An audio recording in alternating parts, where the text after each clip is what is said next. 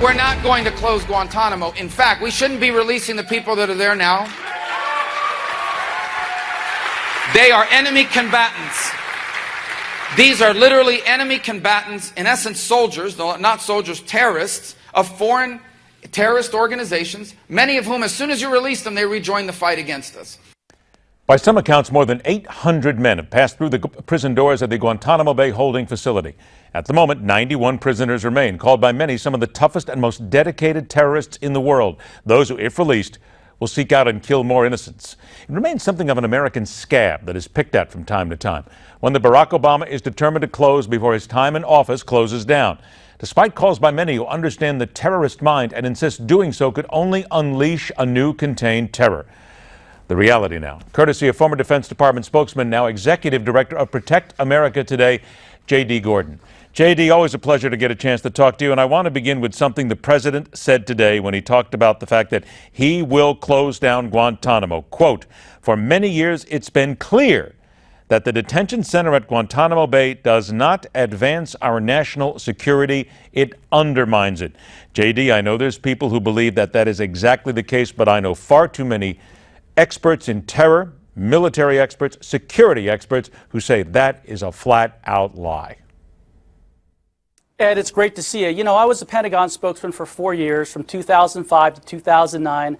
I went down to Guantanamo over 30 times. This was during the time that the presidential campaign was going on, and Barack Obama, when he was a senator, repeated a lot of things that were not true about Guantanamo at all. He repeated ACLU talking points, basically. He's still repeating those talking points. Guantanamo has kept us safe.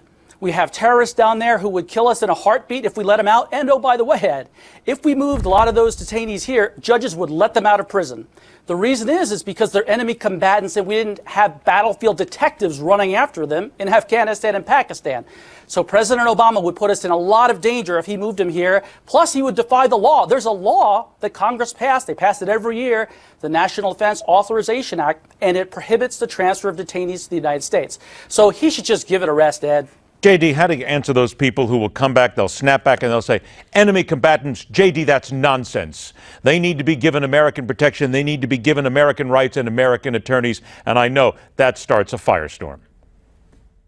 Here's what I tell them, Ed. I say it all the time. We had 400,000 Nazis held here on U.S. soil during World War II. Did they all see a federal judge? Of course not. That would be ridiculous. Just as ridiculous as it would be to give these enemy combatants at Guantanamo from Al-Qaeda and the Taliban our full rights here. If they're moved to the United States, judges would line up to let them out. J.D., you use the words keep us safe, which many other people have used as well. They're using it today as well with regard to keeping Guantanamo open. How do we know that it really does keep us safe? Well, we didn't have another 9/11, that's for sure. The San Bernardino attackers didn't come from Guantanamo. Yet we see across the world, Ed, the Islamic State taking over parts of Syria, Iraq, Libya, Afghanistan. We know there's a global jihad against us. It's been going on since the 1970s. By the way, launched from Saudi Arabia and Iran, this radical ideology. These guys at Guantanamo, they're the Sunni side. They're basically influenced by Mecca. But these guys see us as the enemy. They want to bring down the United States because they don't want us in the Middle East. They don't like our freedom. They want to wipe Israel off the map. So these guys are hardened killers. At Guantanamo, about 5% that we had total were what we call no longer enemy combatants. In other words, about 5% of that total 780 probably should have never been at Guantanamo. So what the left did, the defense attorneys and the friendly media held them up as like, hey, look at this detainee or that one. They shouldn't have been here. And then they basically said, hey, this is the myth of the innocent goat herder. These guys are just picked up for bounties. Well, some of them were, but a very small percentage. Most of the guys in Gitmo are hardened guys who would kill you in a second. And also about a third of them who left already went back to terrorism, according to the Director of National Intelligence in their annual report to Congress. About a third have gone back to terrorism. J.D., I got about 60 seconds left. Something else that I want to hit on here, and that is this controversy about Apple phone, what happened in California, Saeed Farouk's phone. A survey taken today, a Pew Research survey, 51% of the American people asked say Apple should help the FBI access the phone. 38% say Apple should not. Apple says they are not going to do it. They are fighting them.